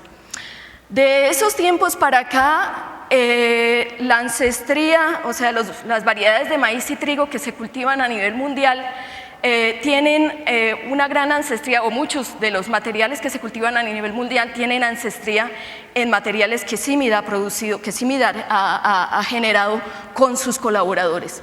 Y más o menos alrededor de 90 millones de hectáreas a nivel mundial están con materiales que tienen ancestría de CIMMYT.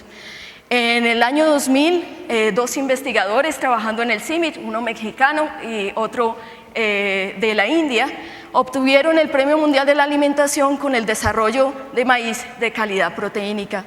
Y un aspecto muy importante, porque se ha hablado también, ayer en un panel hablaban el valor de las personas y de la capacitación de las personas.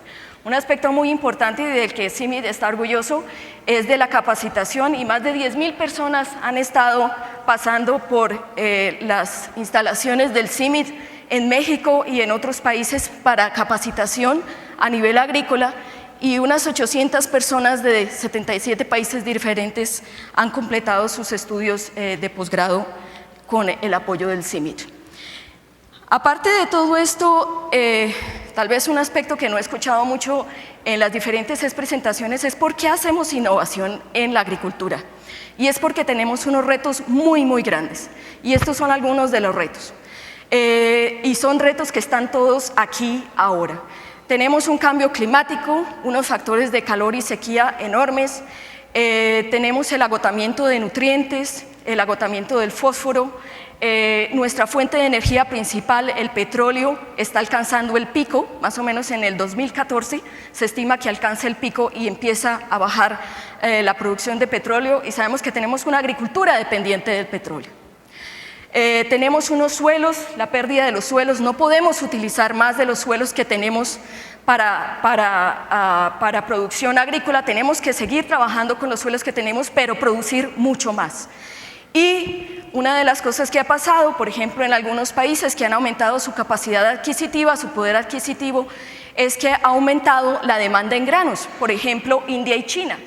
¿Sí? Eran países que antes no consumían tantos granos como ahora o porque tenían otro tipo de dietas. Por ejemplo, hay países que han aumentado el consumo de carne, con eso se ha aumentado el consumo de granos también y vemos que la demanda en granos es muy alta. Entonces, vivimos prácticamente en una caja Petri, si lo vemos así, ¿sí? Tenemos unos recursos limitados y tenemos que producir mucho más de esos recursos limitados, con esos recursos que están limitados. ¿Cuál es la respuesta entonces de CIMIT a esto? El año pasado, en el 2010, como parte de las reformas que hubo a nivel de los centros EG, pues que se está dando en muchos centros también, CIMIT se sentó y dijo, tenemos que escribir una estrategia más o menos a unos 10 años para los dos cultivos principales con los cuales trabajamos, maíz y trigo, en donde vamos a ver qué es lo que vamos a hacer en los próximos 10 años para responder a estos retos. Esas son las dos documentos, esta es la página, la portada de esos dos documentos que de hecho se pueden encontrar en las páginas del CIMIT. Y una de las cosas principales para el CIMIT es que no se puede responder a retos si no hay colaboraciones. Y, por ejemplo, en maíz tenemos calculados, y muchos de ellos ya se están desarrollando y se han venido desarrollando, que alrededor de 338 organizaciones van a participar en la estrategia de maíz de 10 a 12 años. Y en el caso de trigo tenemos más o menos unas 205 organizaciones colaborando. Vemos que la dimensión es muy grande, estamos trabajando en diferentes partes del mundo, entonces, ¿qué hacemos para manejar todas esas colaboraciones? Bueno, CIMIT ve propiedad intelectual como una herramienta, que era también como han planteado varios de los colegas aquí, y es que nosotros somos una institución, sí, de carácter público y queremos principalmente llegar bueno, tenemos unos beneficiarios particulares o principales. Nuestros beneficiarios particulares y principales son pequeños y medianos agricultores, son investigadores, son pequeñas y medianas empresas que están en países de desarrollo. Ellos son nuestros beneficiarios principales y a ellos queremos llegar con los productos que generamos. ¿Qué generamos nosotros? Conocimiento, información, materiales mejorados. Bueno, tenemos la colección. No tenemos la colección, no es nuestra colección, somos nosotros los anfitriones de una colección mundial que ponemos al servicio de todos, de maíz y trigo, y producimos también tecnología relacionada con la agricultura. Y para nosotros propiedad intelectual es la gestión de la propiedad intelectual es la forma en que nosotros aseguramos que esos productos lleguen a esos beneficiarios principales y que causen el impacto esperado. El CIMIT, por su historia y también de los centros EG, al igual que las universidades, se pensó por un tiempo que era simplemente un generador de investigación y centros de entrenamiento. Pero de hace unos años para acá dijimos, no podemos seguir con esa posición. Tenemos que diseminar, tenemos que crear un impacto en el campo, en los investigadores, en la innovación, en el desarrollo agrícola. Entonces, lo que nosotros usamos como herramientas de propiedad intelectual son principalmente acuerdos. Eso es lo que nosotros usamos, acuerdos de colaboración, de toda la gama que ustedes escucharon aquí, ¿no? Consorcios, en fin. Y utilizamos también instrumentos de propiedad industrial directamente, derechos. Por ejemplo, tenemos muchas publicaciones, utilizamos derechos de autor, también ahora estamos utilizando derechos de autor en algunos diseños de maquinaria agrícola, por ejemplo. Entonces, uno de los programas de nosotros es muy activo en diseños para maquinaria de maquinaria agrícola y estamos usándolos también. Tenemos también marcas registradas que hemos usado y vamos a usar mucho más. Como lo decía Silvia, ahora en la agricultura se está trabajando mucho lo de marcas registradas, en inglés le dicen branding, ¿no? Que es que uno saca un producto, lo identifica con una calidad en particular, con una forma de operar y esto. Entonces, eso lo estamos utilizando nosotros. Algo que utilizamos muy poco patentes, hemos sido coinventores, tal vez en un par de patentes máximo, y en algunos obtentores de variedades vegetales tenemos un par, pero no somos activos en esos dos campos, somos más bien activos hasta ahora en los acuerdos. Entonces, ¿cuáles son nuestros principios? Se ha hablado que muchas organizaciones no tienen principios, o digamos que no tienen pautas, por decirlo así, en propiedad intelectual. CIMI tiene sus pautas en propiedad intelectual. CIMI tiene unos principios, CIMI tiene una política, CIMI tiene un manual en propiedad intelectual.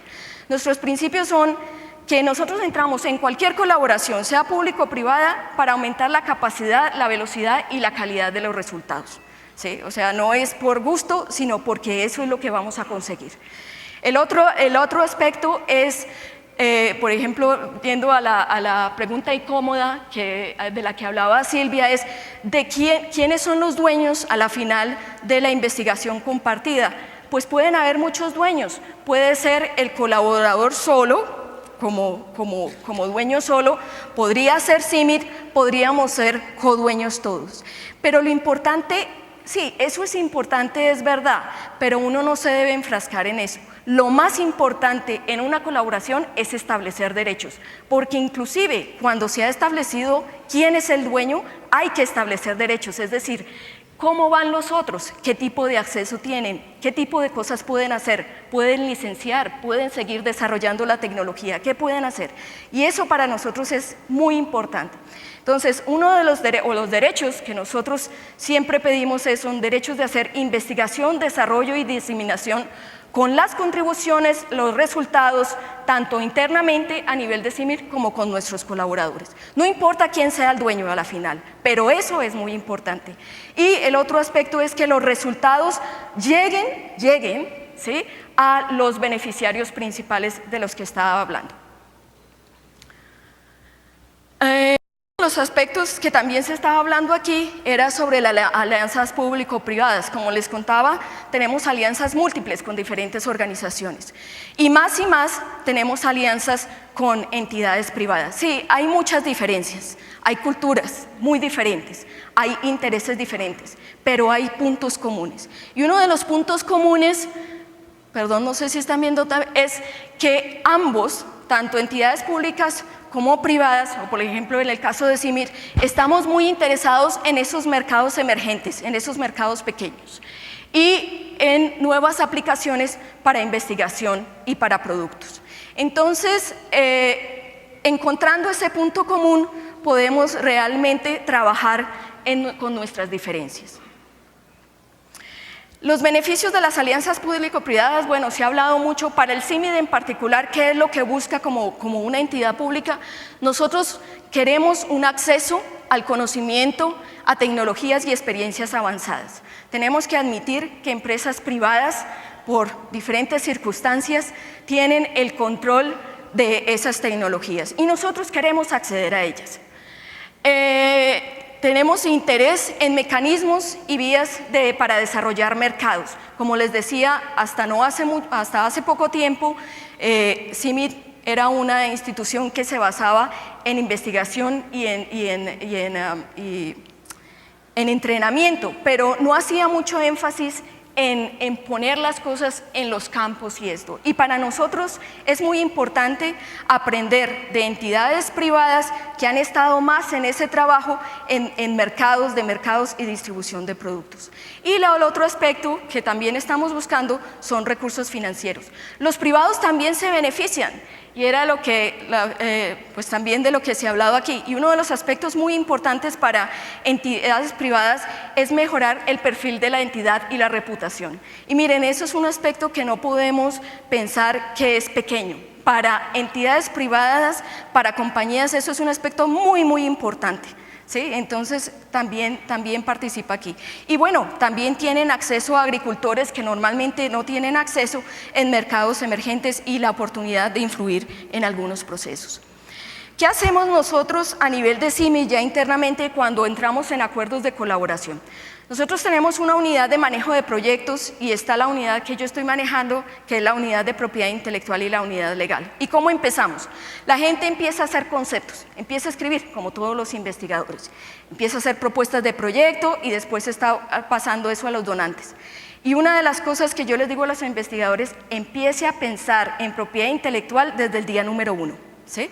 Empiece a pensar desde la fase de concepto. Desde ahí es que uno empieza a pensar y después en cada una de las fases sigue avanzando. ¿Cómo es?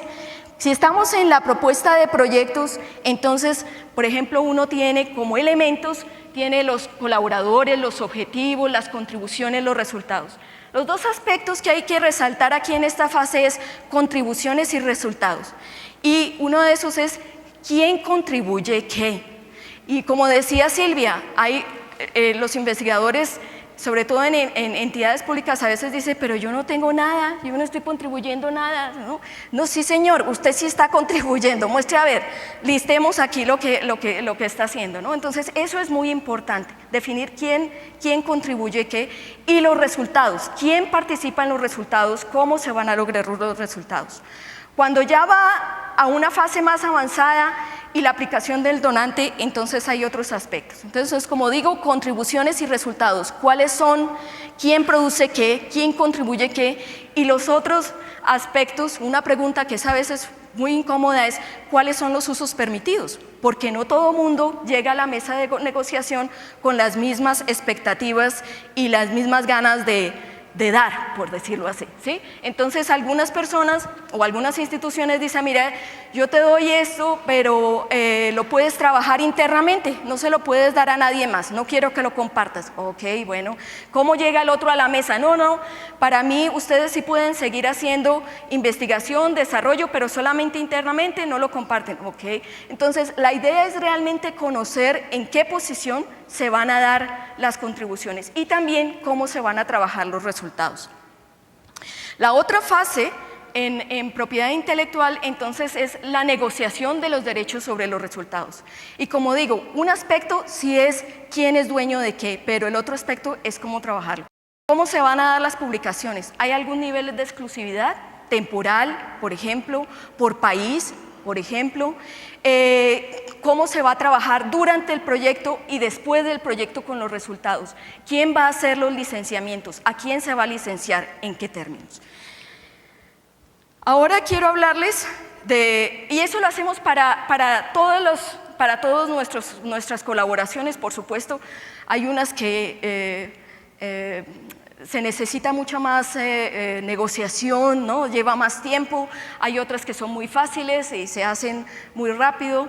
Y quiero hablarles de una de nuestras colaboraciones, este proyecto que se llama WEMA, que es maíz eficiente en el uso de agua para África.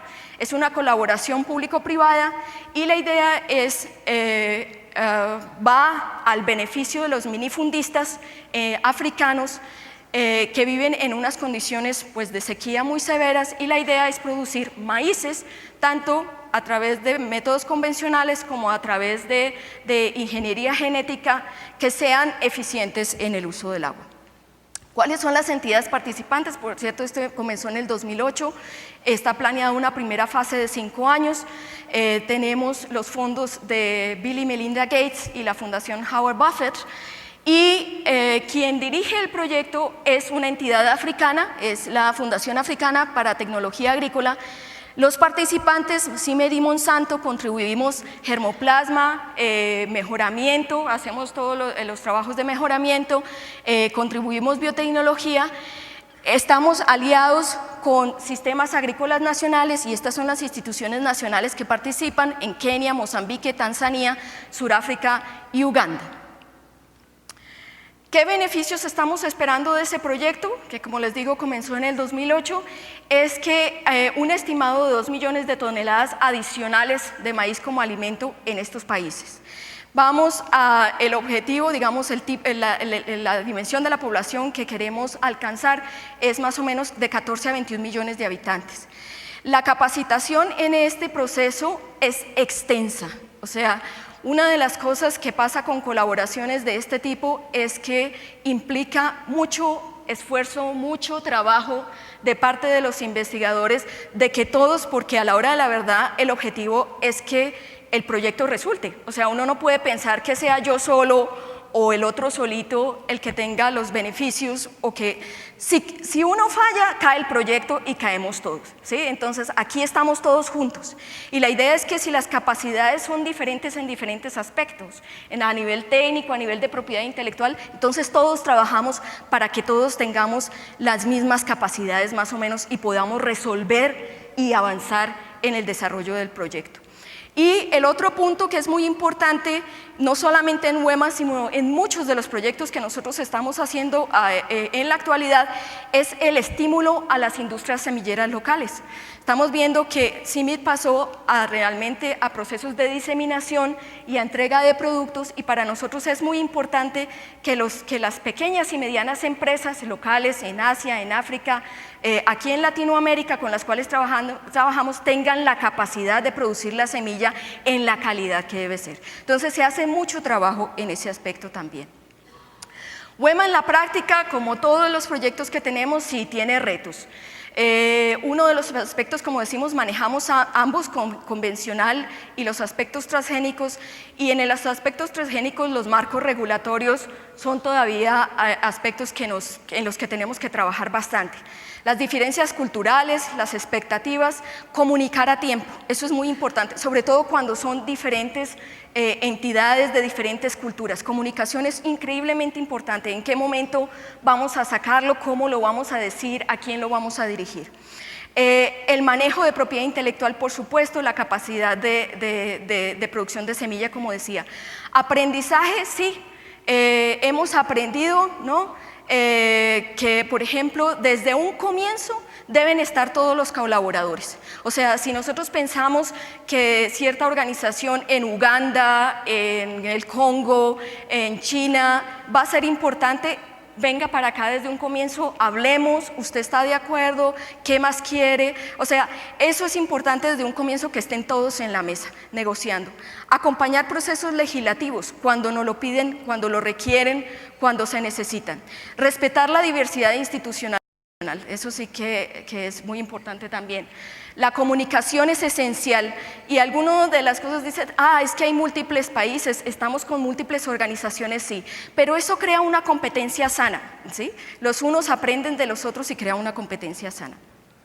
Y eso es lo que tenía yo para contarles. Muchísimas gracias por su atención.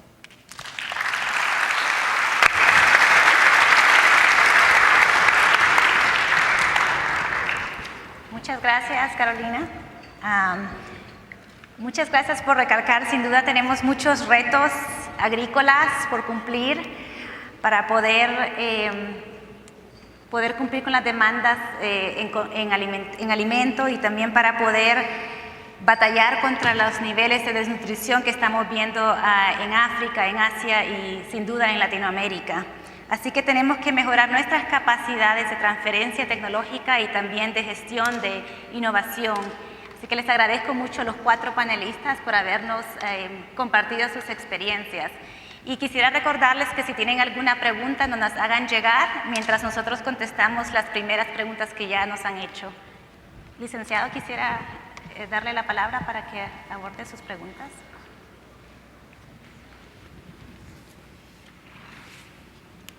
Muy bien. Sí, ¿se escucha ya atrás? ¿Sí se escucha? Ok, gracias. Tengo aquí una pregunta del señor Roberto Rendón Medel. ¿Está en el auditorio? Señor, ok. Gracias por su pregunta. La pregunta es, ¿por qué privilegiar el reconocimiento y financiamiento de desarrollos tecnológicos de producto? Es la pregunta que me hace en primera instancia. Aquí solamente mencionar que en el CONACYT, la institución que represento, cada tema tiene su lugar. Tenemos fondos para apoyar la investigación básica exclusivamente, proyectos de interés del propio investigador, y pues se evalúa la pertinencia académica. Tenemos fondos de investigación aplicada que responde a las demandas de un sector o estado para resolver un problema o para atender un tema. Y también tenemos fondos de desarrollo tecnológico e innovación, que son de los que hablé principalmente, están dirigidos a empresas y desde luego se apoya la innovación en productos, procesos y servicios. Entonces, digamos, cada tema tiene su atención. Yo hice énfasis en estos últimos precisamente porque están más cerca de la protección del conocimiento. Hay otra, no sé si de una vez la… Ok, finalmente otra, de L. Maldonado, no sé si está aquí, muchas gracias por su pregunta. Nos pregunta acerca de la alianza público-privada que tiene el CONACYT, el Estado de Nuevo León y desde luego las instituciones de investigación del Estado. Efectivamente ahí tenemos una alianza muy fuerte, el Parque de la Investigación e Innovación Tecnológica, en donde el Estado de Nuevo León pues ha hecho una alianza con las universidades y la iniciativa privada para apostarle al crecimiento económico vía la innovación.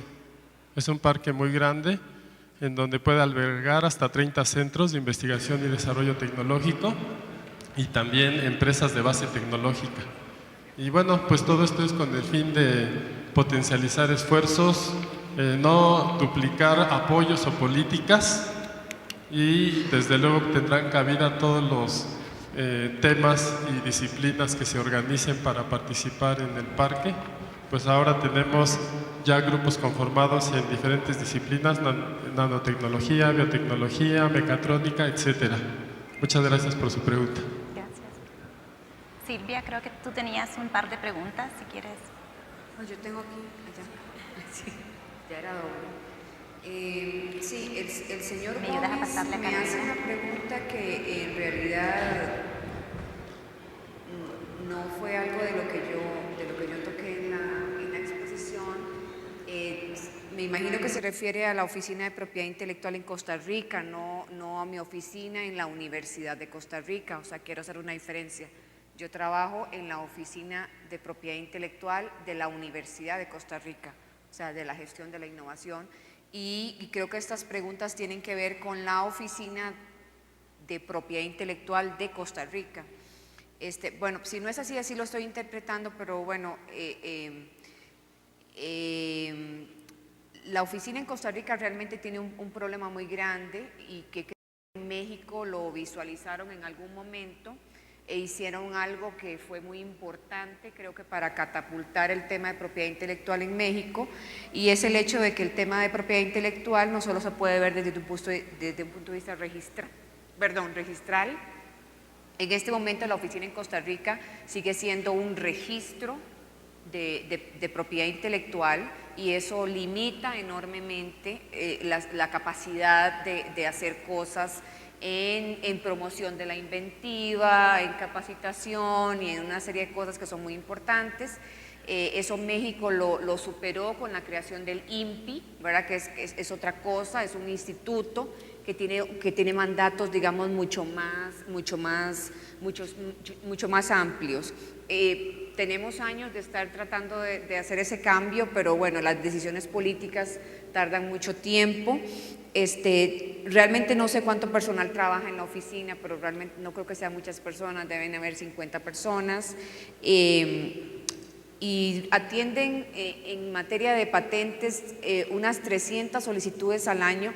Yo no sé, las de marcas sinceramente deben ser muchísimo más, pero con un agravante todavía, y es que casi el 90% de esas solicitudes son extranjeras, ¿verdad? Y casi de esas extranjeras el 80% tiene que ver con farmacéuticos de las compañías grandes.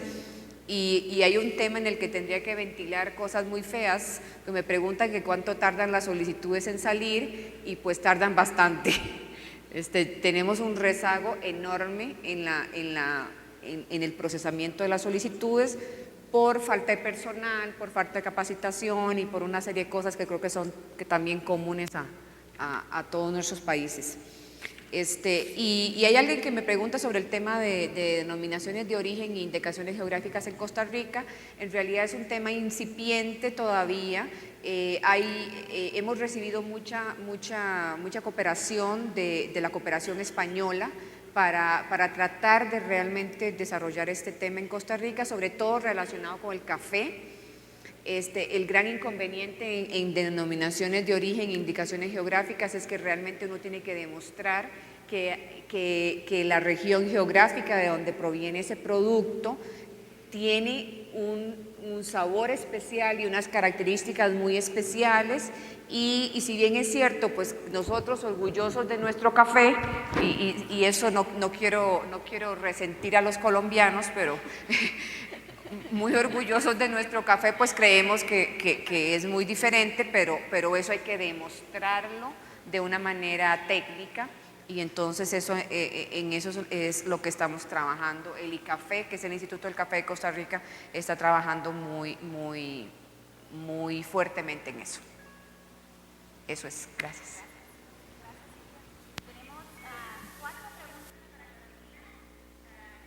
Unos segundos para que ella las lea, pero le voy a pedir a la doctora que si puede contestarnos esas 4 preguntas en unos 6-5 minutos para que podamos ir a almorzar.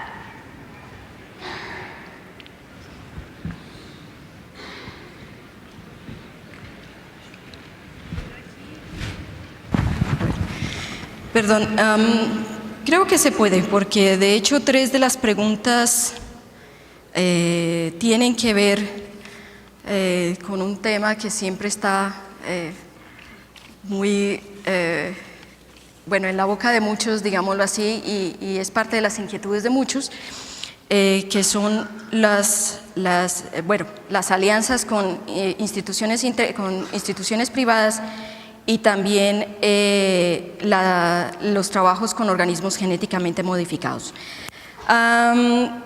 Las preguntas son, una de ellas dice, ¿existe proyectos de transgénicos en CIMMYT? Si es así, ¿qué tan exitosos han sido como herramientas en desarrollo innovador o de innovación del sistema de producción agrícola? El otro punto que tiene que ver con lo que presenté, el ejemplo que presenté de WEMA, dice, dentro del marco de seguridad alimentaria, ¿cómo se evalúa la bioseguridad en la liberación de maíz WEMA que asegure la inocuidad del consumo de este maíz? Y la otra dice, está hablando de la propiedad intelectual de WEMA con la participación de Monsanto en los productos que se van a desarrollar. Bueno, tal vez como un poco como el orden, digamos, en el desarrollo del proyecto y del CIMMYT en general. CIMMYT tiene su política y su posición con respecto a organismos genéticamente modificados. Quien quiera puede acceder a ella, está en la página web, es una página sencilla. Puedo decirlo en unas palabras cortas, es que nosotros no estamos promoviendo tecnologías en particular, cualquiera que sea la tecnología en particular. Creo que la única tecnología, o no tecnología, sino como todo un sistema de manejo que nosotros promovemos es la agricultura de la conservación. Eso sí lo promovemos muy fuertemente. Pero de resto, para nosotros, las OGMs y como cualquier otra herramienta biotecnológica, son herramientas y se usan de acuerdo a las necesidades. Si vemos que hay una necesidad, se usa; si no está la necesidad, pues no se usa, ¿sí? Eso es. Nosotros sí trabajamos, estamos participando en proyectos con transgénicos. Nuestros proyectos transgénicos, o los proyectos en los cuales participamos, porque siempre estamos en alianzas con diferentes instituciones, como lo ven aquí en WEMA, también con instituciones nacionales en diferentes países, están en África en su mayoría, y tenemos algo experimental aquí en México en trigo. Está en una fase de prueba de concepto apenas. Entonces, en el sentido de la pregunta de si han causado un impacto, no sé si la gente está familiarizada cómo es el mejoramiento en maíz y trigo y qué tanto uno tiene que esperar para ver un impacto de una variedad. El impacto de una variedad se ve después de muchos años. Por ejemplo, procesos de mejoramiento convencionales que tenemos mejoradores allí, tienen entonces entre 10 y 15 años más o menos. ¿sí? Generar una variedad. De aquí a que salga, que se adopte y todo eso, entonces lleva un tiempo. Ahora, la idea con herramientas biotecnológicas es que uno acorte esos procesos y los impactos se vean a más corto plazo.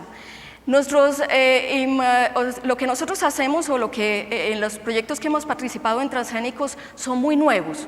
Creo que el más antiguo comenzó en el 2005. Entonces es muy pronto para evaluar un impacto realmente en seguridad alimentaria y en innovación.